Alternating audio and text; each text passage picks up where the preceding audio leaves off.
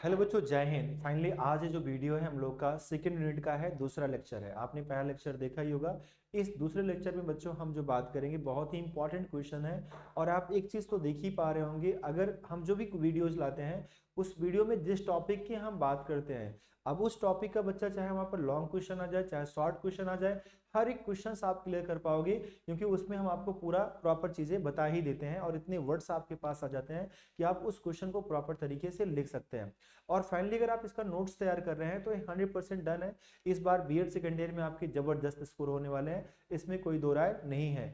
आप बच्चों उन लोग को बता सकते हैं जो आपके साथी संगाती हैं, उनको भी आप बता सकते हैं कि यहाँ पर आपको बीएड की क्लासेस मिल रही हैं जो कि बड़े ही रिजनेबल प्राइस में मिल रही हैं, जिनके अंतर्गत आपने देखा होगा अभी यूनिट फर्स्ट का हमने आपको ऑब्जेक्टिव क्वेश्चंस भी डाल दिए हैं एक टेस्ट के तौर पे, जहां पर आप टेस्ट दे सकते हैं उन क्वेश्चनों का और खुद को जज कर सकते हैं कि आपने जो वीडियोस देखे उनके माध्यम से कितने प्रश्नों को आप करेक्ट कर पा रहे हैं।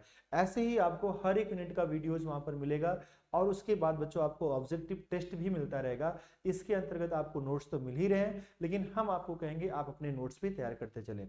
तो चलिए आज इस यूनिट की बात करेंगे। बड़ा ही इंपॉर्टेंट यूनिट है, समावेशी विद्यालयों का सृजन बच्चों हम लोग पढ़ रहे हैं, जो हमारे बुक का नाम है। और यहाँ पर जो हमारा यूनिट सेकंड है, फर्स्ट के हम लोगों ने सारे वीडियोस कवर कर लिए हैं, सेकंड यूनिट का ये हम लोग का आज सेकंड वीडियो है जिसमें हम बात करने चल रहे हैं आप सभी से।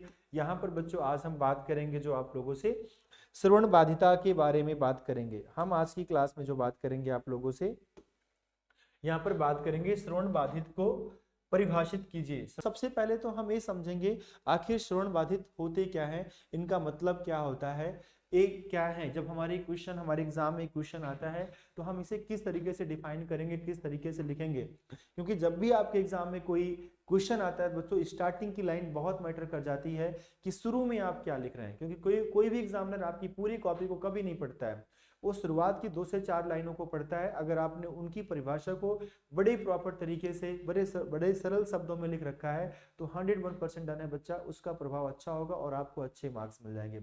जब भी आप हेडिंग डालें तो इस बात को जरूर ध्यान दें कि हेडिंग को बच्चों हिंदी और इंग्लिश दोनों में मेंशन करें, दोनों में मेंशन करें, इस बात को आप खास तौर पे ध्यान दें।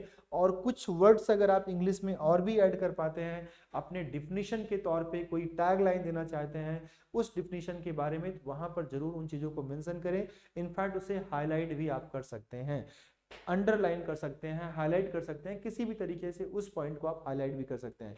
इससे क्या होता है, एक लेखन शैली दर्शाई जाती है कि आपकी जो लेखन शैली है वो बड़ी ही अच्छी है और कहीं ना कहीं बच्चों उसके अकॉर्डिंग आपके नंबर्स होते हैं वहां पर फिर बढ़ जाते हैं।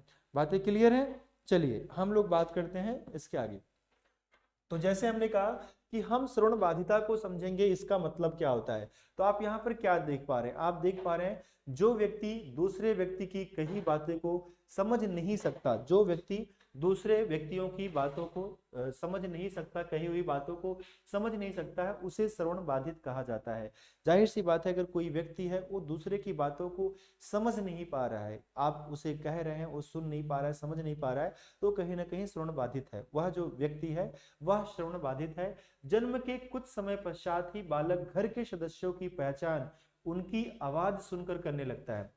आपके भी घर में बच्चे होंगे, बालक होंगे, आपने देखा होगा वह अपने माता पिता चाचा या जो भी परिवार के सदस्य होते हैं उन सदस्यों की आवाज को सुनकर ही वह बालक पहचान जाता है कि वह किसकी आवाज है। तो सबसे पहली जो शुरुआत होती है तो कहीं ना कहीं यही से बालक का जो सुनने का कौशल है वही पहले विकसित होता है। बोलने के कौशल तो बाद में आता है, लेकिन सुनने और समझने का जो कौशल है वो पहले आ जाता है। तो वही चीज लिखा गया है कि जन्म के कुछ समय पश्चात ही बालक घर के सदस्यों कोई पहचान उनकी आवाज सुनकर करने लगता है। भाषा की दृष्टि से सुनने का कौशल का विकास, भाषा की दृष्टि से अगर देखा जाए तो सुनने का जो कौशल का विकास है सबसे पहले होता है। जो सुनने वाला कौशल है वो सबसे पहले होता है। बच्चा हंसता भी है, बोलता भी है, मतलब सुनता है तो उसके अंदर किलकारियां भी आती हैं, तो कहीं ना कहीं वो जो सुनने का विकास है वो सबसे पहले हो जाता है।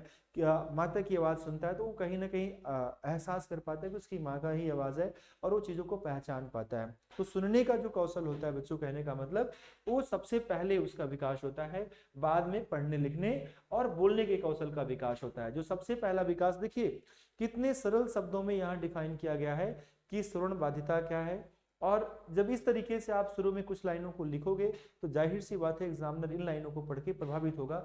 आपने लिखा है जो व्यक्ति दूसरे व्यक्तियों की कही बातों को समझ नहीं सकता है उसे श्रवण बाधित कहते हैं। जन्म के कुछ समय पश्चात ही बालक घर के सदस्यों की पहचान उनकी आवाज सुनकर करने लगता है। भाषा की दृष्टि से सुनने का कौशल का विकास सबसे पहले होता है, बाद में पढ़ने और लिखने और बोलने के कौशल का विकास होता है। कुछ समय पहले तक अगर कोई बहरा बच्चा पैदा होता था, यानी किसी के घर में अगर कोई बहरा बच्चा पैदा होता था अथवा ऊंचा सुनने वाला बच्चा पैदा होता था तो उसे पूर्व जन्म के कर्मों का फल मानकर संतोष कर लिया जाता था। आप सभी को पता है अंधविश्वास हमारे समाज में बहुत ज्यादा है और आज के भी इस समाज में ऐसे बहुत सारे गांव हैं, बहुत सारे पिछड़े इलाके हैं जहां भी अंधविश्वास बहुत ज्यादा फैला हुआ है। लोग अंधविश्वास में विश्वास करते हैं। अगर किसी के घर में बच्चा बहरा पैदा हो गया है या किसी भी तरीके से विकलांग बच्चा है तो उसे उसके पुनर्जन्मों के कर्मों का फल मान लिया जाता है, जो कि ऐसा बिल्कुल भी नहीं है। ऐसा बिल्कुल भी नहीं है।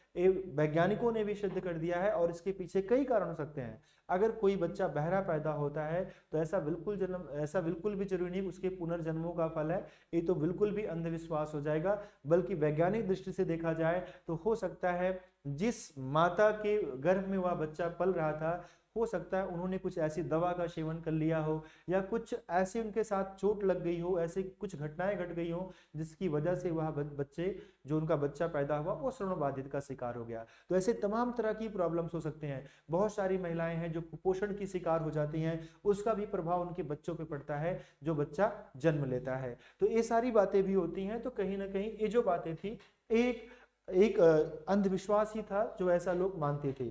परंतु शैक्षिक युग में आई क्रांति के साथ साथ इस विचारधारा में न केवल परिवर्तन हुआ है बल्कि वैज्ञानिकों ने भी जो बातें हम आपसे कह रहे थे सिद्ध कर दिया है कि बहरापन या ऊंचा सुनाई देना पूर्व जन्मों का फल नहीं है बल्कि काफी हद तक लापरवाही का नतीजा है।